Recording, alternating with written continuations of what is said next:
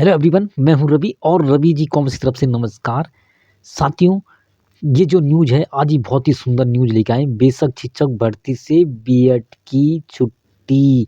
और हम आपको यह अवगत कराना चाहते हैं कि जो हमारे उम्रदराज बीएड अभ्यर्थी हैं और उनके लिए लास्ट स्थायी प्लेटफार्म था कि बेसिक शिक्षक में भर्ती में सम्मिलित हो, लेकिन आज ये जो न्यूज़ आई है रविवार की, बेसिक शिक्षक भर्ती से बीएड की छुट्टी। चलो आज हम इसके बारे में अवगत करा देते हैं। देखिए, ध्यान से सुनिए। राज्य में भी बेसिक शिक्षक भर्ती के लिए बीएड की डिग्री मान्य नहीं होगी। राजस्थान में बेसिक शिक्षक भर्ती से जुड़े विवाद में सुप्रीम कोर्ट के फैसले के तहत राज्य सरकार भी बेसिक शिक्षक की शैक्षिक योग्यता से बीएड को बाहर करने जा रही है। शिक्षा मंत्री धन सिंह रावत ने इसकी पुष्टि की।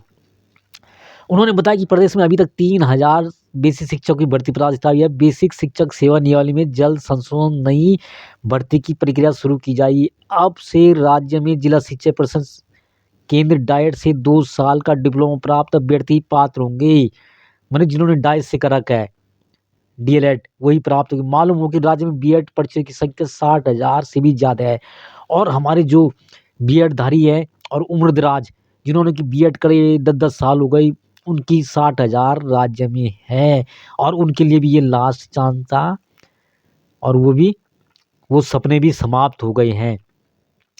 उत्तराखंड से छूट लेता रहा है बीएड के लिए। राष्ट्रीय अध्यापक शिक्षा परिषद एनसीटीई ने वर्ष 2010 में बीएड डिग्री को बेसिक शिक्षक के लिए अमान्य कर दिया था।